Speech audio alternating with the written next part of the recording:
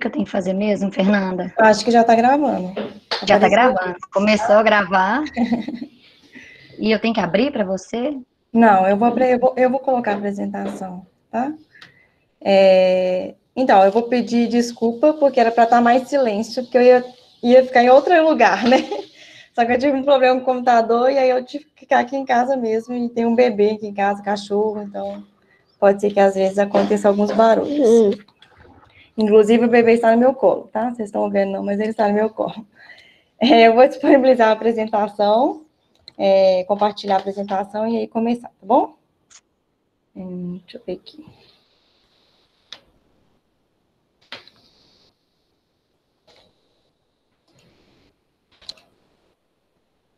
Apareceu? Tá. Tá começando. Não tô conseguindo achar. Apareceu a apresentação já, né? Ainda não. Pô, Não? apareceu, gente. Ou eu que fixei errado.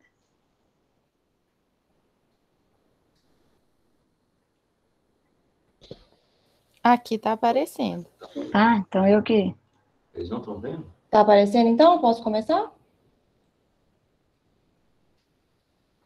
Parece que tá aparecendo sim, Helena. Tá aparecendo. Eu que tô fazendo alguma coisa de errado aqui. Era só um minutinho.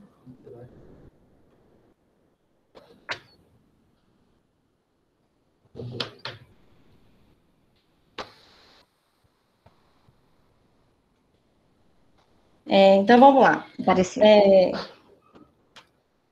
A Helena já me apresentou, né, um pouquinho, mas meu nome é Fernanda, eu sou farmacêutica bioquímica, sou graduada pelo FMG, formei em 2012.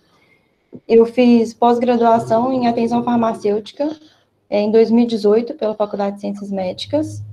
E eu sou farmacêutica no ambulatório do Hemocentro de Belo Horizonte, né, que é uma unidade da Fundação Hemominas, desde 2014. Sou mãe do Francisco, tem 1 ano, é amiga da Helena. E é por isso que eu falei, né, que vai ter um bebê na apresentação de vez em quando, pelo menos o barulho dele. Eu vou falar um pouquinho sobre a Fundação. A Fundação, ela integra uma rede, né, que é formada pela administração central, que é a parte administrativa da Fundação, mais 22 unidades, que são descentralizadas, né, nas regiões do estado. E essas 22 unidades, elas são hemocentros, hemonúcleos, unidades de coleta e transfusão, além de ter ainda o CTBio, né, que é o Centro de Tecidos Biológicos, e posto de coleta avançado. Aí eu só coloquei quais são os hemocentros, quais são os hemonúcleos e quais são as unidades de coleta e transfusão. Então, o Hemocentro de Belo Horizonte, né? Ele é um hemocentro, assim como o de Governador Valadares, Juiz de Fora, de Montes Claros, Pouso Alegre, Uberlândia e Uberaba. E a gente tem hemonúcleos, que são menorzinhos, né? Diamantino, Divinópolis, Tuiutaba, Manhuaçu, Passos, Patos de Minas, Ponte Nova, São João del Rei, Sete Lagoas. E as unidades de coleta e transfusão só, que tem Além Paraíba, em Betim, dentro do Shopping Estação, aqui em Belo Horizonte, Frutal, dentro do Hospital Júlia, do Júlio Kubitschek, e Poços de Caldas. Aqui é só um mapinha, no início eu ia colocar só o mapinha mesmo, mas a figura estava pequena, e aí quando eu coloquei na apresentação ficou meio ruim. Mas só para ver a distribuição mesmo, né, dos hemocentros, dos postos de coleta, hemonúcleo e dos postos de coleta avançado. Então, os ambulatórios, né, da Fundação, nem todas as unidades têm ambulatório, mas 13 delas têm ambulatório que atendem a doença falciforme. E além da doença falciforme, né, que, na verdade, a doença falciforme, em quantidade, é o maior número de pacientes, né, que a gente atende, que a doença, dentre as doenças que a gente atende, é a mais comum. Mas a gente atende também, né, a gente também é referência no diagnóstico e tratamento de coagulopatias, que dentre as coagulopatias, a mais comum é a hemofilia, e das hemoglobinopatias, que dentre as hemoglobinopatias, a mais comum é a doença falciforme. Então, o ambulatório, ele é considerado uma atenção especializada do SUS, né, uma atenção secundária, né, dentro da rede SUS. Eu até, quando eu estava montando a apresentação, eu lembrei, né, e também por causa das reuniões que a gente teve essa semana, que hoje é o Dia Mundial da Hemofilia, né, a gente está dando uma aula de doença falciforme, mas hoje é o Dia Mundial da Hemofilia, está tendo até alguns eventos online hoje sobre hemofilia, e a gente está falando de doença falciforme. Dia 19 de junho, que é o dia da conscientização da doença falciforme. Então, dentre as unidades que atendem a doença falciforme, que tem ambulatório que atende a doença falciforme, são essas aí que eu coloquei, mas estão em siglas, né, as siglas das unidades. Então, o HBH é o Hemocentro de Belo Horizonte, Governador Valadares, Tuiutaba, Juiz de Fora, Montes Claros, Uberaba e Uberlândia, Diamantina, Divinópolis, Manhuaçu, Patos de Minas, Pouso Alegre e Sete Lagoas. Essas são as unidades que atendem a doença falciforme. O ambulatório do Hemocentro de Belo Horizonte, ele é o maior, assim, né, em relação à quantidade de atendimentos e também em relação à equipe multiprofissional mais completa, né, nem todas as unidades têm uma equipe tão completa quanto é a do HBH, né, daqui de Belo Horizonte. Lá no HBH a gente tem hematologistas, clínicos e pediatras, a gente tem clínico geral também, tem pediatra, a gente tem neuro, ortopedista, infecto, a gente tem dentista, fisioterapeuta, enfermeiro, psicólogo, assistente social, pedagogo e farmacêutico. Na estrutura física, né, a gente tem 6 consultórios médicos, um consultório com Doppler, né, que é um consultório médico, mas que ele tem o Doppler, que faz Doppler transcraniano nas pacientes da doença falciforme. A gente tem uma sala de coleta de exame de sangue, a gente tem uma sala de sangria, transfusão e aplicação de fator de coagulação, a gente fica a equipe da enfermagem, principalmente. A gente tem a sala do odonto, da fisioterapia, a gente tem a farmácia, que são 2 salas lá, um almoxarifado pequenininho da farmácia e a sala do atendimento da farmácia. A gente tem 2 serviços social, 2 salas de serviço social, 2 salas de psicologia, uma pedagogia e tem uma salinha de atividades, que faz parte da pedagogia, quando a gente não tinha pandemia, onde as crianças ficavam esperando o atendimento, né, os pedagogos faziam os atendimentos deles nessa salinha, tem computador, né, tem uma mesinha, tem brinquedo para as crianças. Agora está desativada, né, por causa da pandemia.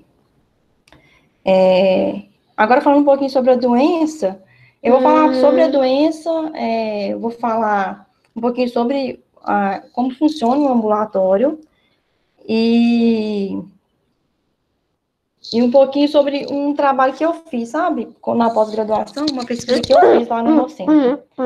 Então, a doença falciforme, ela tem uma origem predominantemente africana, né? Só um minutinho, gente, que eu vou tirar o bebê do colo aqui. Vai, papai. Acabou, vamos tomar um banho.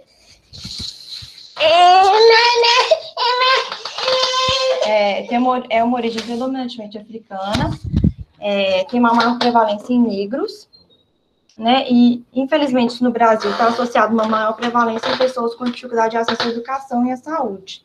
Não só no Brasil, né, infelizmente. O que a gente encontra também, o que a gente percebe, é uma invisibilidade da doença no sistema de saúde como um todo. Então, fora do hemocentro, fora de onde eles são cuidados, né, na atenção secundária, que é no caso, né, dentro do hemocentro, a gente vê que os profissionais desconhecem, sabe, a doença, tanto quando eles vão para a atenção terciária, quando eles precisam de um hospital, quanto quando eles vão para a atenção básica. Eles não têm, os profissionais não conhecem, né, a doença, isso prejudica a atenção dos pacientes. Então, foi isso que eu falei, né, uma ausência da doença falciforme na atenção básica, e o que a gente vê é uma substituição dos cuidados da atenção básica pelos cuidados da atenção especializada. Então, como eles não são vistos, né, não são incluídos na atenção básica, acaba que eles têm a maioria dos cuidados supridos pela atenção especializada. Então, eles acabam recorrendo ao hemocentro quase que sempre. E aí, eles são excluídos dos programas de promoção à saúde, prevenção de doenças, que são típicos da atenção primária, né? O que prejudica mesmo eles, né? Só que não é culpa do hemocentro, não é culpa da atenção básica, né? Porque precisa, na verdade, de ter uma capacitação desses profissionais, né? Para o reconhecimento de sinais e sintomas, para o reconhecimento da doença. E a gente não vê muito a doença nas faculdades, né? Nos cursos de formação dos profissionais de saúde. Então, acaba que é como se fosse assim, esse paciente, ele é do Hemominas, ele não é da atenção básica, né? E aí o paciente fica prejudicado. 80% das pessoas acometidas por doença falciforme, elas podem ter suas intercorrências e necessidades atendidas na própria UBS, né? Não precisava recorrer sempre ao hemocentro, mas nem sempre isso acontece. seria muito bom se as unidades básicas, elas entrassem no cuidado das doenças falciformes, porque elas são mais próximas, geralmente, né, das residências, dos pacientes, porque a gente tem muito paciente que precisa viajar para ser atendido no Hemominas, né, precisa agendar carro de prefeitura, fazer uma viagem longa para ser atendido, e se ele tivesse, né, as necessidades atendidas pelas unidades básicas, o vínculo ia ser melhor, né, ia ser mais fácil, ia ser melhor, mas a gente não percebe muito isso. Então, a doença é uma doença genética, hereditária, assim como a maioria das doenças que a gente atende lá na fundação. Ela tem uma incidência em Minas Gerais até relativamente grande, assim, né, de 1 a cada 1.400 de doença, né, 1 a cada 1.400 nascidos vivos. É uma estimativa brasileira de 2018, né, o Ministério fez uma estimativa de 60 a 100 mil pessoas com doença falciforme no Brasil. A incidência, ela varia, né, de região para região, que a gente vê que na Bahia a gente tem uma maior incidência, seguido do Rio de Janeiro, e Minas Gerais está em terceiro lugar, mais ou menos.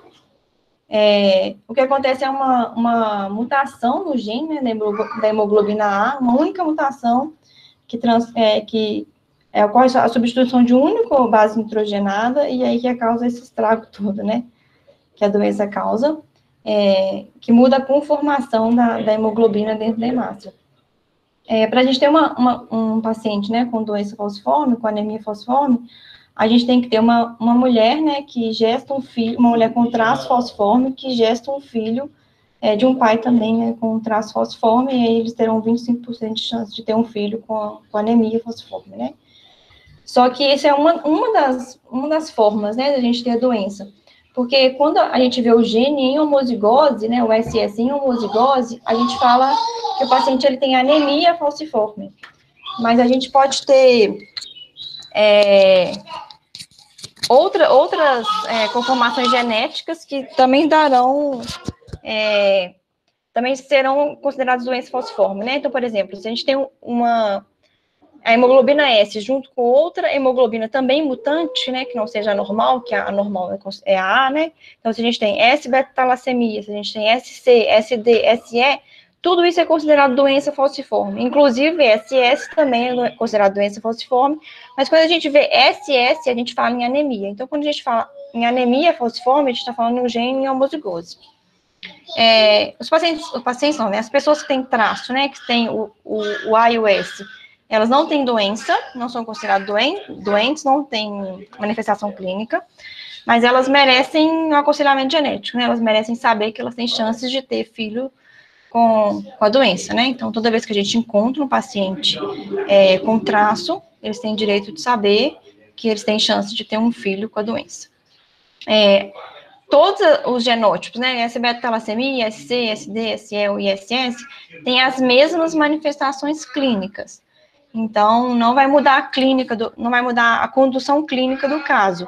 O que vai mudar pacientes SS, eles tendem a ser mais graves do que os outros, né, mas tem as mesmas manifestações clínicas. A incidência do traço falciforme em Minas Gerais, ela é até relativamente alta, é 1 em cada 30. Então, né, é bem alta assim, a incidência do traço, o que faz com que a incidência da doença também, né, tenha uma probabilidade maior de acontecer. O diagnóstico é feito no teste do pezinho, né, no Programa Nacional de Triagem Neonatal, e como o programa ele é de 2001, a gente ainda tem adultos que não foram incluídos no programa, né, da triagem neonatal.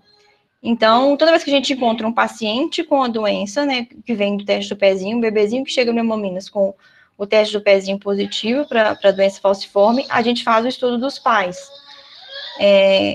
Se eles não tiveram, né, não fizeram o teste do pezinho, a gente faz o estudo dos pais, porque às vezes a gente ainda encontra pacientes adultos com a doença e que não sabiam, né, então a gente faz diagnóstico tardio, em algumas vezes. Por exemplo, eu não fiz o teste do pezinho, nasci depois, antes de 2001, não fiz o teste do pezinho. Então, se eu tivesse, por exemplo, um filho diagnosticado, né, no teste do pezinho, com a doença falciforme, eu, normalmente, pediria o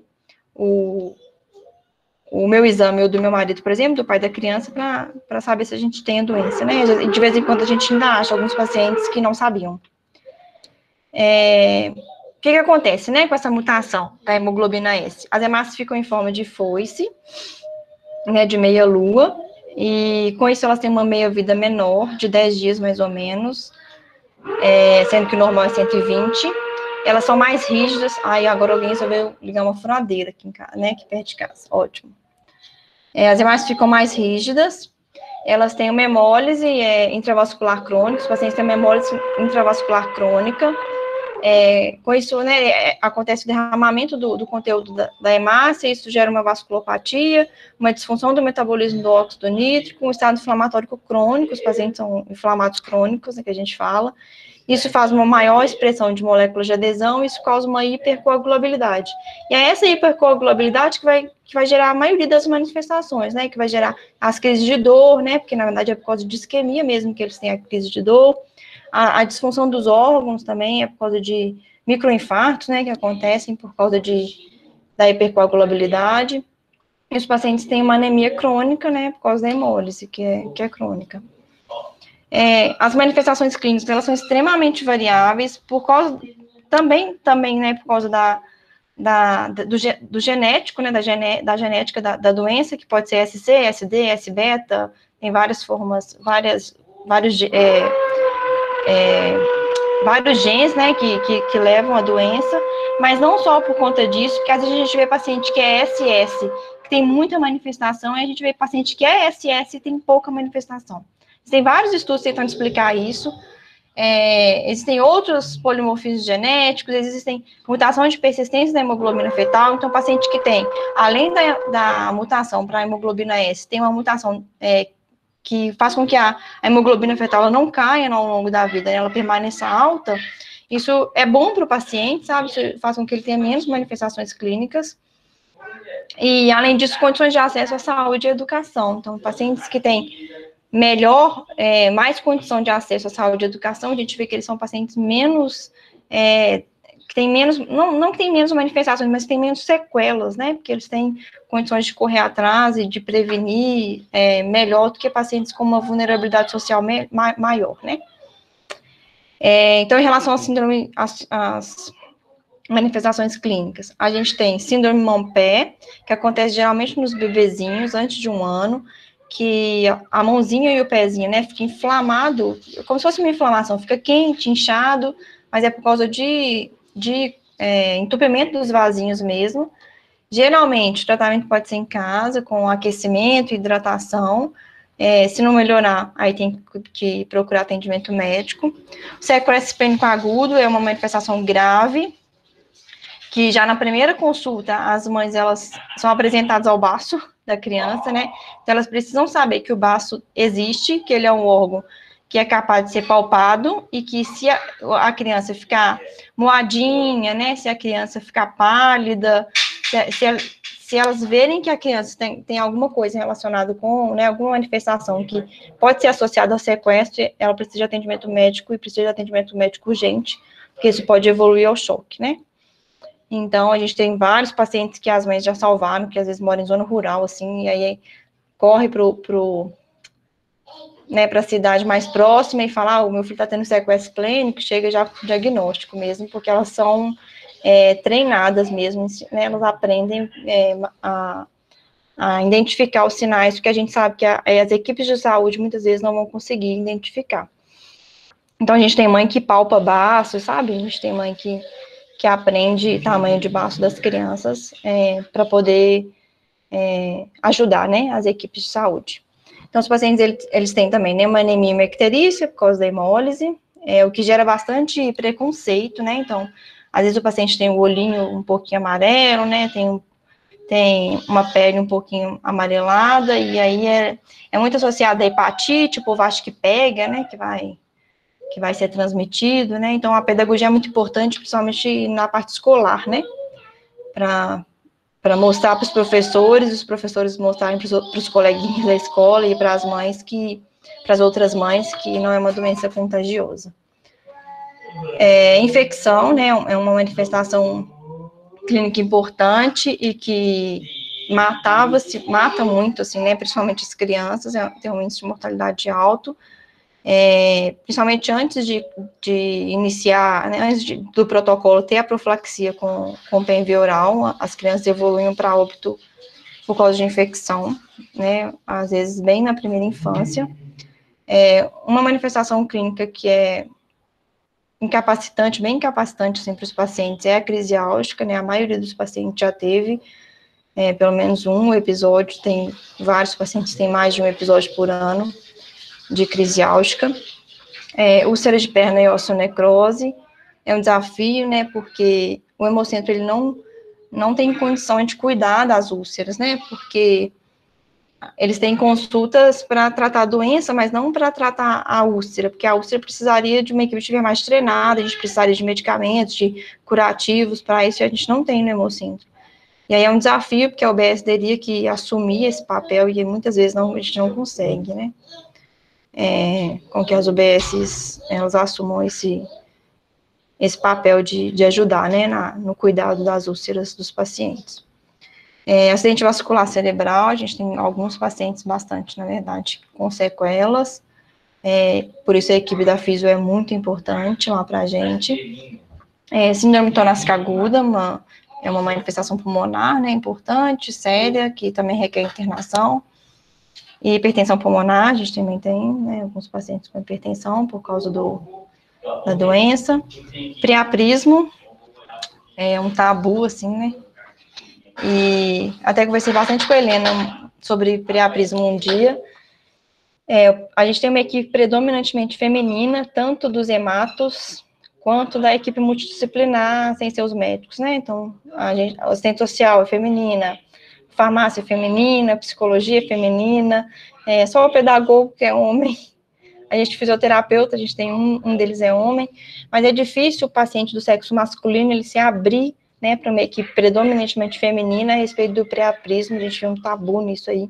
Às vezes o paciente, na hora que ele se abre, que ele fala o que está acontecendo, o órgão, né, sexual já está disfuncional e é bem triste isso, né, para um paciente que às vezes é jovem ainda, bem jovem, às vezes nem entendeu muito bem o que estava acontecendo. E pedra, né, na vesícula, colelitise também é uma manifestação clínica comum. Existe um estudo de uma estimativa da Organização Mundial de Saúde de 80% de letalidade em crianças em até 5 anos se elas não têm cuidado nenhum de saúde. E isso cai para 1,8% de letalidade quando o paciente ele tem cuidado de saúde. Então, por exemplo, se o paciente tem cuidado de saúde nenhum, né, nessa estimativa da Organização Mundial de Saúde, o paciente teria uma vida média de 8 anos. Com cuidado de saúde, essa vida média aumenta para 45, né, o que mostra a importância, né, do cuidado, tanto da atenção secundária, que é do hemocentro, quanto primária e terciária, para esses pacientes. A mesma coisa de gestantes, né, quem já foi gestante sabe, a gente faz a triagem, né, quando a gente também está grávida, os médicos, né, os ginecologistas obstetras, eles pedem a eletroforese da hemoglobina, né, justamente para ver isso, porque se diagnostica uma gestante com doença falciforme, ela é considerada uma gestante de alto risco. Sem cuidado de saúde, a gente tem uma letalidade de 50% alta. Com cuidado de saúde, essa letalidade cai para 2%, que ainda é alto, né? Mas é uma gestante de alto risco, né? Quando a gente tem uma gestante com doença falciforme. O tratamento da doença, né? Geralmente, hidratação oral frequente, né? Os pacientes bem hidratados, eles têm menos manifestação clínica. Evitar extremos de temperatura, então, o paciente que vai para uma piscina muito gelada, aí evolui com crise de dor, às vezes, né? Está calor, aí cai numa piscina gelada, acaba tendo crise de dor, ou temperatura ambiente mesmo, né? Então, lá a gente fica até pensando, tipo, no ar-condicionado, né? Dentro da sala de transfusão, às vezes a gente desliga o ar, né, a gente fica com calor dentro da sala de transfusão, mas porque eles, se ficar muito frio, eles acabam tendo crise, né? Vacina, eles têm, além das vacinas comuns do SUS, eles têm acesso às vacinas do componente especializado do SUS, a profilaxia com penicilina, então, quando eles chegam pequenininhos no teste do pezinho, eles já saem com o pevioral, né, suspensão, fenoximetilpenicilina suspensão, fixa até os 5 anos. Se eles são esplenectomizados, né, nesse período, existe uma controvérsia se continua-se com isso eternamente, né, com o pevioral eternamente, ou se não. A gente tem, né, o que a gente percebe, alguns médicos continuam com o pevioral por alguns anos, depois suspendem, quando os pacientes são esplenectomizados, mas eu já até discuti isso com uma professora da faculdade uma vez, e ela acha que não faz muito sentido, né, porque o penvioral pega bactérias, assim, né, do espectro penvioral, são de bactérias mais da infância, assim, né, ela não via muito sentido a gente continuar com isso num adulto, por exemplo, né, talvez um pouco mais do que 5 anos, mas um paciente já adulto não faz sentido, mas a gente tem alguns pacientes adultos que continuam usando. O penvioral tem uma posologia bem ruim, assim, de 12 em 12, então, tipo, você imagina uma paciente que começou a usar o penvioral, tipo, com 20 dias, né, então chega uma hora que cansa, né, a gente vê que a adesão já no adulto não é tão boa quanto até os 5 anos, quando a mãe tá sob controle da situação, né. O penvioral, suspensão, né, o líquido para as crianças é fornecido pelo Ministério da Saúde, é uma compra centralizada no Brasil. Penvioral comprimido, né, que é para pacientes maiorzinhos ou esplenectomizados, ele é comprado pela fundação, é do Estado. A benzilpenicilina injetável, que é uma alternativa, né, alguns pacientes até preferem, apesar de que dói pra caramba, né, mas alguns pacientes preferem benzilpenicilina, porque é de 21 em 21 dias, em vez de tomar o penvioral todo dia. Também é comprado pelo Estado. Eritromicina a gente tem em casos de reação alérgica, então pacientes que desenvolvem reação alérgica à penicilina, a gente entra com eritromicina no lugar. O ácido fólico, ele é contínuo, a gente também começa nos bebezinhos, já, né, desde o diagnóstico, e aí não para, e continua até nos adultos. A gente tem no hemocentro solução oral de 0,2 mg por ml, a gente tem comprimido de 5 mg. A solução oral a gente tem uma dose de 1 mg dia nos pacientes pequenos, e o comprimido, geralmente, a posologia é em dias alternados. Os médicos passam em dias alternados, ou segunda, quarta e sexta, não toma-se todos os dias, mas é contínuo. A gente tem a hidroxiureia, um avanço, né, nos últimos anos. A hidroxiureia não é para todo mundo, tem critérios de inclusão para a hidroxiureia, podendo iniciar aos 9 meses. E a hidroxiureia, ela é do componente especializado da atenção farmacêutica, uma licença farmacêutica do Estado. Então, né, é uma compra do Estado, mas junto com o Ministério da Saúde. A gente não fornece no hemocentro, o paciente precisa de ir na farmácia de Minas, né, na antiga farmácia de Minas. Precisa de abrir um processo, levar os exames, levar o pedido médico, e aí consegue o medicamento lá. Para controle de crises álgicas, a gente tem os analgésicos na fundação, né, tem no hemocentro, a gente tem paracetamol, dipirona, ibuprofeno, diclofenaco, codeína, tramadol. A gente usa muito, tipo, os pacientes usam muito, né, a gente tem um consumo alto de codeína, a gente tem um consumo alto de paracetamol, dipirona. Continuando o tratamento, né, em relação ao tratamento, a gente tem as transfusões sanguíneas, né, alguns pacientes em regime de hipertransfusão. Os pacientes que estão em regime de hipertransfusão, a gente tem os quelantes de ferro, né, quando o paciente entra em regime de transfusão, geralmente inicia algum quelante de ferro, que também estão no componente especializado da ciência farmacêutica, não é fornecido pelo Hemocentro, mas é fornecido pelo Estado. O único tratamento curativo da doença, né, é novo, né, no SUS, quando eu entrei, ele era em caráter de experimento, né, se fazia mais em caráter experimental, não lembro o ano, não sei se foi 2015, não lembro o ano da portaria, mas ele entrou, né, foi incorporado no SUS, o transplante de medula óssea para os pacientes, só que apenas o transplante de medula óssea aparentado, então o paciente precisa ter irmão ou pai compatível, né, não entra no redome, assim, não entra, eles não entram para procurar um doador sem ser aparentado, né, sem ser pais e irmãos. E um anticorpo monoclonal, extremamente novo,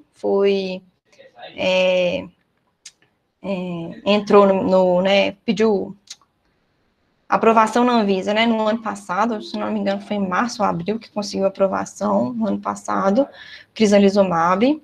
Ele ainda não é contemplado pelo SUS, se eu não me engano, ele está no mercado, mas entrou no mercado tem pouquíssimo tempo, entrou no mercado mesmo, né, esse ano. Mas a gente tem alguns pacientes no Hemocentro já em uso, mas em caráter experimental. Aí eu vou falar um pouquinho sobre um estudo que eu fiz lá no Hemocentro, que foi até o TCC da minha pós. Eu estudei a hidroxiureia na pediatria. O que acontece? A hidroxiureia, ela é do componente especializado, né, a gente não tem no Hemocentro, mas ela só é disponível no Brasil em cápsula de 500 miligramas. Só que a gente tem um protocolo com possibilidade de iniciar o medicamento com 9 meses. No mercado internacional, a gente tem hidroxiureia de 100 miligramas e de 1.000 miligramas, sendo que o comprimido de 1.000 ainda ele é possível de se partir em partes de 250. E é um comprimido dispersível. Aqui não, a gente tem uma cápsula, né, que não é possível de ser partida, não tem como partir cápsula, e é extremamente difícil de diluir. E aí eu fui, o que eu fiz na época, né, foi em 2018. Eu avaliei como os médicos faziam para prescrever. Eu já sabia mais ou menos, né, porque eu já tinha visto as prescrições, mas eu queria isso em números, como que os médicos estavam fazendo, que estratégias eles utilizavam para prescrever hidroxureia, que é um medicamento, né, teoricamente para adulto, para os pacientes da doença falciforme. A hidroxureia é um medicamento que, na verdade, até hoje ele não tem na bula falando que é para a doença falciforme, porque ela é um antineoplásico. É usado para alguns tipos de câncer. Mas ela, né, viu-se que ela melhorava algumas coisas, né, alguns parâmetros na doença falciforme, e aí começaram a utilizar ela na doença falciforme. Então, eu peguei e analisei as prescrições de crianças de 0 a 5 anos, com posologia que exigia adaptação. A dose da hidroxureia, ela varia com peso, então a gente começa com uma dose pequenininha, de 15 miligramas, e a gente vai aumentando aos poucos, até o paciente não ter manifestações, não ter efeitos adversos graves, né? Então, tipo assim, é uma dose que a gente vê resultado, mas que não tenha efeito tóxico, né? Então, o médico começa com uma dose pequena, vai aumentando aos poucos, e aí individualiza mesmo a dose, qual que é a melhor para aquele paciente. Em 3 meses, de janeiro a março, eu avaliei 47 prescrições, e dessas 47 prescrições, eu encontrei 2 formas de prescrever, né, dos médicos, 2 estratégias que eles usavam. Diluição convencional, que eu nomeei como diluição convencional, quando o médico pedia para diluir a cápsula em uma certa quantidade de água, então a mãe, ela abre a cápsula, coloca uma certa quantidade de água, por exemplo, 10 ml, e administra parte dessa água na criança. Então, por exemplo, se eu quero dar uma dose de 250, o médico falava assim, você vai abrir a cápsula, diluir em 10 ml e dar 5 ml para a criança todos os dias. Então, essa era uma forma de prescrever. E a outra que eu nomeei de posologia intermitente, ou holiday, né, que eu acho no literatura também, que é quando o médico distribui a dose na semana. Por exemplo, ele calcula a dose, multiplica por 7, divide por 500. Multiplica por 7 dias da semana, dividido por 500, que é a quantidade de miligramas da cápsula, e distribui esse número de cápsulas na semana. Então, por exemplo, se eu quisesse dar uma dose de 250 miligramas para o paciente, como a cápsula tem 500, eu daria uma cápsula dia sim, dia não, né? Para esse paciente, isso seria uma posologia intermitente. Então, das 47 prescrições que eu analisei, 4 pacientes eu excluí, porque não tinham necessidade de adaptação, tomavam a cápsula inteira, mais de uma cápsula por dia, ou pelo menos uma cápsula por dia. 22 pacientes, eles usavam a diluição convencional, e 21 usavam posologia holiday ou intermitente. No meu estudo não teve crianças abaixo de 1 ano, apesar de a gente conseguir iniciar, né, o medicamento com 9 meses de idade. Isso foi uma limitação, né, talvez eu teria mais dados se eu tivesse com as crianças menorzinhas. Eu não encontrei nenhum estudo que avaliou a efetividade e segurança das 2 formas de prescrição. Tinha um estudo na África que avaliou, na verdade, a posologia intermitente apenas e falou que ela era efetiva, e realmente é, que a gente vê efetividade na prática clínica, mas não existe estudo que avalia isso, né? Não existe estudo que compara essa forma de prescrição, nessas formas de prescrição. Foram 6 médicos responsáveis por essas prescrições, 3 orientavam diluição convencional em 100% das prescrições, então, todos os pacientes desses 3 médicos faziam diluição convencional, e 2 médicos recomendavam posologia intermitente, pelo menos na maioria das prescrições. Eu concluí que essa escolha de adaptação, ela parecia ser individual, ela é baseada no julgamento do próprio médico, então tinha médico que preferia uma, tinha médico que preferia a outra. Para uma mesma dose diária, a gente identificou as 2 formas de prescrição, então parecia que não tinha a ver, né, com a dose, a forma de adaptação escolhida. A manipulação do medicamento antineoplásico no ambiente domiciliar, na diluição convencional, é um problema, né? Então, é um medicamento que ele é citotóxico e precisa de abrir a cápsula e manipular, isso é ruim. Acaba jogando medicamento na rede de esgoto, não é um medicamento que precisava ser tratado para ser descartado, e aí o paciente acaba descartando todos os dias uma parte do medicamento na rede de esgoto. Aí existe um desperdício, né, do medicamento, eu até calculei nas 47 prescrições, né, que eu analisei, a gente tinha um descarte de R$3.500 mais ou menos por ano de medicamento, e ainda identifiquei uma administração incorreta, um paciente que não tinha entendido, né, a mãe não tinha entendido como que era para fazer, porque requer um entendimento do paciente, né, o que é 10 ml, o que é 5, como que dilui, o que pega, o que dá, o que joga fora. E o paciente, a mãe não tinha entendido e estava dando uma posologia errada. Aqui é só para mostrar, né, a tabela é gigante, eu coloquei só as 2 primeiras linhas, das doses e das formas de prescrever. Então, para 250 miligramas por dia, aí eu tinha diluir em 5, diluir em 10 e dar 5, tinha tomar uma cápsula em dias alternados, eu tinha um comprimido em dias pares. Para uma dose de 357, eu tinha diluir um comprimido em 10 ml, tomado segunda, terça, quarta, quinta e sexta, não dá sábado e domingo. Eu tinha tomar um comprimido de segunda, quarta e sexta, sábado e domingo, não dá terça e quinta. Então, tipo assim, não existe, tá vendo? É uma forma que os médicos encontram para prescrever, mas é uma forma que não tem estudo, assim, né? Cada um faz do seu jeito, né? Vê na prática clínica e faz, né? Do jeito que acha melhor, assim, porque tem pouco estudo, né? A hidroxureia até faz parte dos medicamentos órfãos do FDA, né, que eles falam. São medicamentos que não tem não dá muito recurso financeiro, né, não dá muito dinheiro. E lá nos Estados Unidos ele faz parte dessa lista, assim, né, então é justamente por causa disso, né, não dá muito dinheiro, então não tem muita indústria farmacêutica investindo em novas preparações, né, em novas formas de administração, né, de formulações mais apropriadas para as crianças, né, então existe uma necessidade de registro do medicamento em menor apresentação no Brasil, né, existem outros no mercado internacional, e aqui no Brasil não existe. Até é bem nova a informação, nem tá no meu TCC, porque no ano passado, uma das indústrias, a gente tinha 2 indústrias que fabricavam hidroxureia no Brasil, e uma delas descontinuou, né, por condições de que não dá dinheiro mesmo, e agora a gente só tem uma empresa que fabrica hidroxureia no Brasil, o que é ruim, né, porque acaba que vira um monopólio.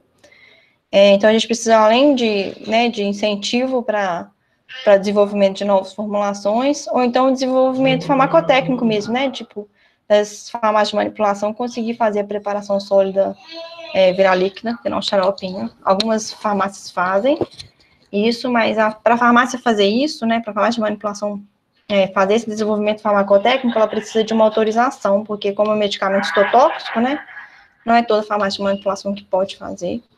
Então, tem que ser uma farmácia de manipulação que tem uma capela de fluxo, né, e não são todas que tem. Então, existe esse problema, que eu decorri sobre ele no TCC. O crizanlizumab, né, que é o medicamento que eu falei que não está no SUS, mas ele está no programa de acesso expandido e a fundação entrou. Então, o que é o programa de acesso expandido, né? Quando a gente disponibiliza um medicamento novo, promissor, ainda sem registro na Anvisa, mas ele tem registro, né, desde o ano passado, ou não disponível comercialmente, quando a gente começou a usar ele não era disponível comercialmente, que seja no estudo de fase 3, em desenvolvimento ou concluído, destinado a um grupo de pacientes portadores de doenças debilitantes e graves, que ameacem a vida e sem outra alternativa satisfatória. Então, que é o caso da doença falciforme e do crizanlizumab. A gente tem 4 pacientes incluídos no programa de acesso expandido. Ele é um anticorpo monoclonal, ligante de P-selectina, e ele é um medicamento que faz redução de crise vasoclusiva, né? Tem estudos que mostram resultados bem promissores, assim, a gente ficou bem feliz. Tomara que chegue no SUS e que seja uma alternativa para os pacientes. A gente tem 4 pacientes, né, incluídos, ele tem uma posologia de no início mais um intervalo menor, né, as 4 primeiras doses tem um intervalo menor, e depois é uma dose a cada mês, intravenosa, feita dentro do hemocentro, mas a gente começou agora, a gente ainda não tem muito resultado, assim, não tem escrito, né, os resultados dos nossos pacientes, assim, só a observação clínica dos médicos, mas eles estão gostando bastante. Em relação ao fluxo de atendimento, né, do paciente no ambulatório.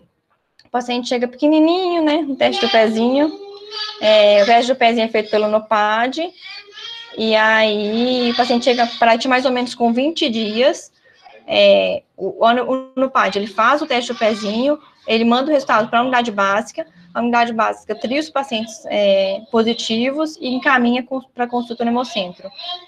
Na primeira consulta, né, o paciente passa no hematologista pediátrico, passa no serviço social, na farmácia. A gente tem um projeto de incluir a psicologia, né, como uma consulta compulsória, nesse primeiro momento, assim, na primeira consulta, porque a gente fala da psicologia, né, a gente fala para as mães procurar, né, psicologia, mas a gente não percebe, né, que elas procuram, assim, elas demoram a procurar psicologia, né, e elas precisam dessa consulta, a gente vê que precisa e elas não procuram, né, mas a psicologia ainda não é uma consulta compulsória, porque o hematopediatra, o serviço social e a farmácia, eles são obrigatoriamente passam na primeira consulta. Na segunda, eles passam de novo, né, no hemato pediátrico, de pediatra, e eles passam no pedagogo.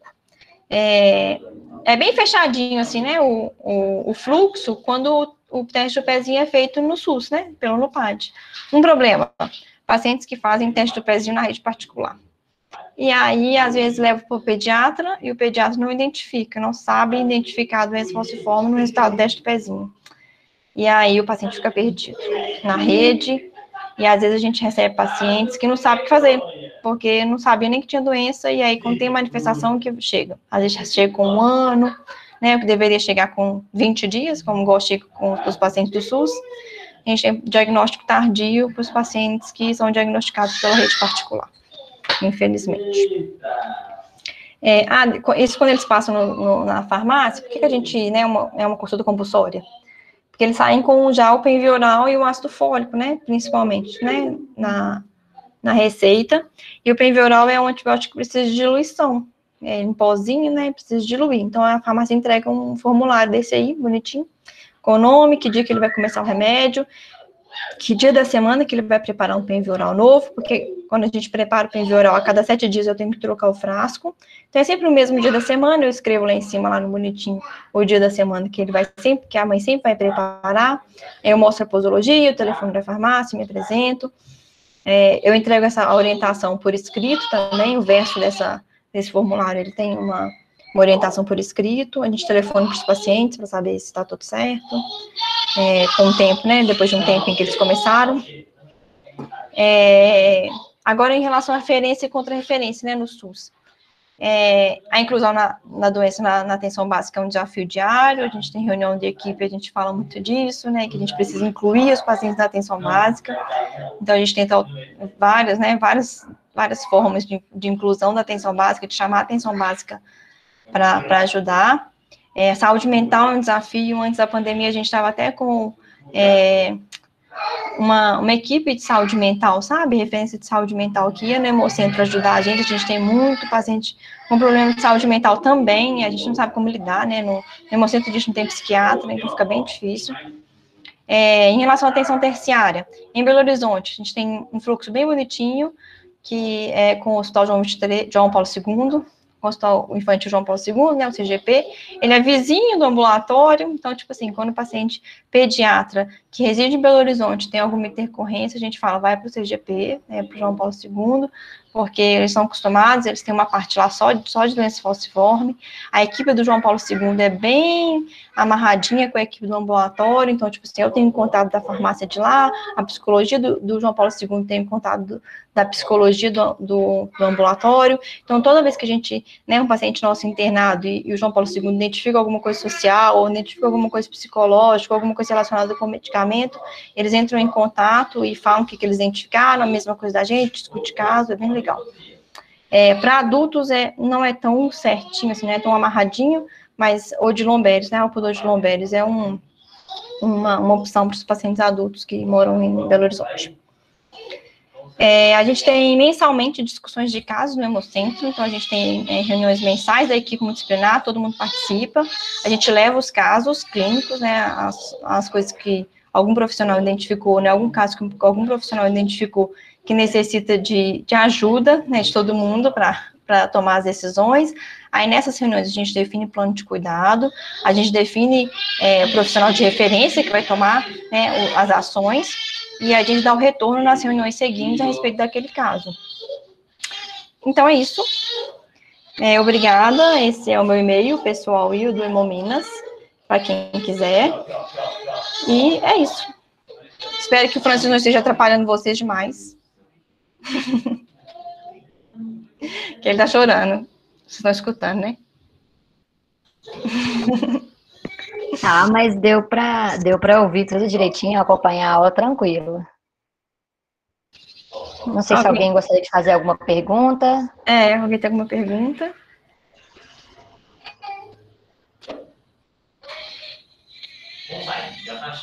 Olha, eu já vou me antecipando aqui e agradecer. Ainda se alguém quiser perguntar depois, só me interromper, tá, gente? Mas falar que eu gostei demais da aula, já até anotei umas coisas aqui para perguntar mais depois também, assim, para umas próximas oportunidades. Gostei muito, pensando em ideias até para o nosso perfil lá no Instagram, porque achei muito interessante, gostei demais. Obrigada, viu, Fernanda? Eu que agradeço, né, apesar de... Eu falo bem rápido, né, é difícil esse negócio de aula online. Eu até falei com ele, eu não sou uma pessoa online, sou uma pessoa que trabalha presencial, que não trabalhou de home office, que trabalha presencial. Então, é difícil, né, a gente dar aula, assim, tipo, né, sem ver a cara das pessoas, né, tipo, parece que a gente tá falando sozinho. Mas eu tô aqui, né, meu contato tá aí, se alguém quiser, né, não quiser perguntar agora, quiser perguntar depois, estou à disposição. Pessoal, só lembrando outra coisa, não sei se já foi disponibilizado no chat, o link para preencher também, para quem acompanhou a aula até o final aí, por favor, gente, não deixe de preencher para presença, confirma a presença. Alguém quer falar alguma coisa? Eu tenho uma questão só, assim. Sim. Na verdade, eu gostaria de saber da sua opinião, na verdade. Você acha que, se, por exemplo, os profissionais da atenção primária, né, enfermeiros, esses profissionais que atuam na UBS, na estratégia de saúde família, né, tivesse uma capacitação melhor para reconhecer esse tipo de doença, você acha que meio que não sobrecarregaria tanto esses hemocentros, esse hemonúcleo? Eu acho que sim, assim, sabe? Até tinha, eu não sei se ainda existe, mas eu acho que não. Existe um curso online muito legal que era fornecido pelo CEMOB, que é uma parceria da UFMG, sabe? Com uma pesquisa da UFMG, né? Uma verba de pesquisa. E aí era fornecido para profissionais da UBS, sabe? Chamava Linha de Cuidado. É lindinho o curso, sabe? E os preceptores eram os hematologistas da fundação, então era bem legal, sabe? E quando a gente entrava, né? Quando eu entrei no Hemocentro, eu fiz o curso, né? Para me inteirar, porque como todo profissional de saúde, eu também não tive, né, isso na faculdade. Tipo, eu entrei no Hemominas, eu não sabia das doenças, eu tive que aprender os protocolos depois, né, que eu entrei. Então, não é culpa da UBS, sabe? A UBS já é sobrecarregada, né? Existem milhões de outras doenças que são mais comuns, né? E aí acaba que a doença falciforme fica em segundo plano, né, em relação, tipo, por ser uma doença rara, mas não é tão rara, né? Então, seria interessante que os pacientes fossem acolhidos pela UBS, sabe? Porque o que a gente percebe é que, às vezes, o hemocentro fica longe da casa do paciente, sabe? Então, é ruim para o paciente ter que viajar para procurar um atendimento que podia ter sido resolvido pertinho de casa, né? E que às vezes sobrecarrega a gente, porque aí a gente fala que Hemominas é mãe, assim, né? Porque como eles chegam petitinhos lá, eles chegam com 20 dias, e para sempre eles vão ser consultados lá, eles acabam criando um vínculo com a gente, e acabam recorrendo a gente até quando eles estão gripados, entendeu? Até quando eles estão com coisas que não têm a ver com a doença. Porque, por causa de vínculo, que eles não criam vínculo com a unidade básica, e por causa, né, porque a unidade básica também não chama eles também, sabe? Não, tipo assim, é como se fosse, esse paciente é do Hemominas, não é da unidade básica, entendeu? Sendo que não é para separar, né, é para somar. Né? Então, a unidade básica, ela somaria, com certeza, se ela assumisse o papel, né? Então, a mesma coisa da terciária, sabe? Às vezes, quando eles internam, a gente vê que muitos profissionais não sabem o que fazer.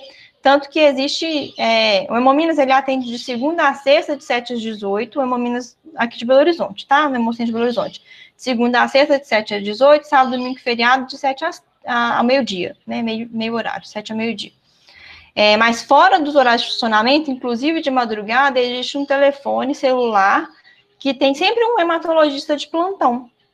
Então, o que acontece os pacientes internam e, às vezes, os médicos, né, que fazem a admissão do paciente no hospital, ligam para os hematologistas para saber, porque a maioria não sabe como tratar. Não só a doença falciforme, a mesma coisa acontece com hemofilia, são doenças raras, né, que a gente não vê na faculdade se a gente não for especialista. E aí acontece isso, né, infelizmente. Ok, obrigada. Nada.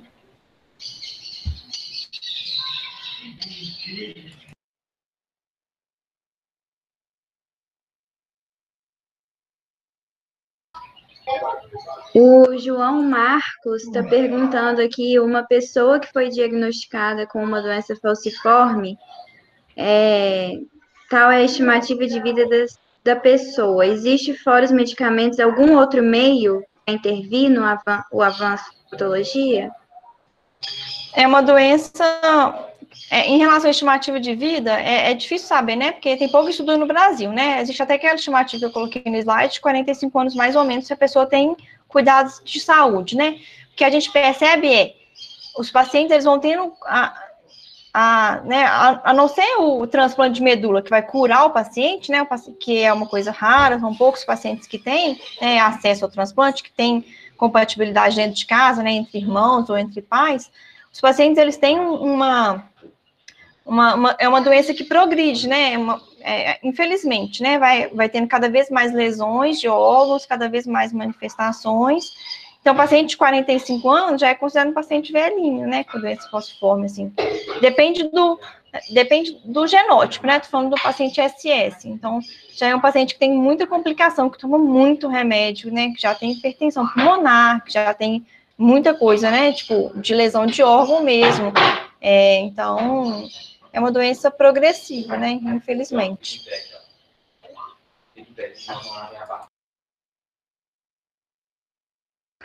Outra coisa que me chamou a atenção foi que você comentou sobre paciente que é diagnosticado na rede privada, né? Que não é casadinho igual o fluxo na rede pública, que já identifica na rede pública.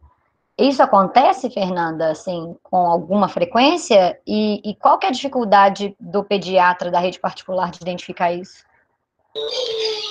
Eu não sei te falar a frequência com que acontece.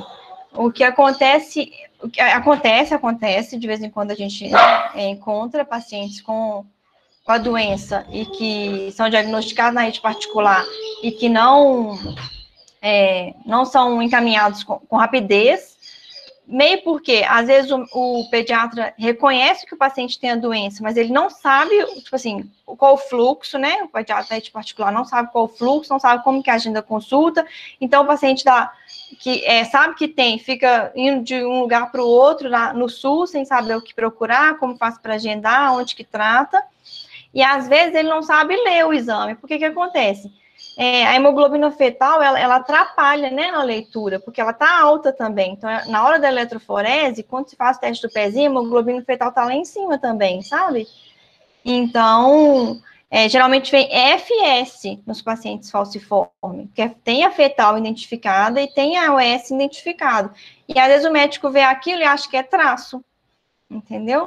Porque não tem o SS lá ainda. Então, às vezes, é erro de leitura mesmo, sabe, do exame. E aí não sabem que tem a doença, e às vezes o paciente, só depois que é internado com alguma manifestação, que chega. Às vezes tem 2 aninhos, às vezes chega com 5 anos, sabe? Pra gente demora mais a chegar.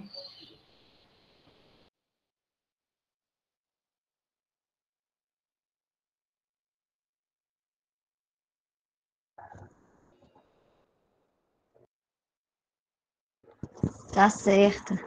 Gente, mais alguma pergunta? Alguém gostaria de comentar alguma coisa? Então, eu vou encerrar a gravação aqui. Mais uma vez, gostaria de agradecer a aula, Fernanda, a participação com a gente. Eu agradeço. E a presença de todo mundo que esteve com a gente aí à tarde. Muito obrigada, viu? Ah, lembrando isso. Já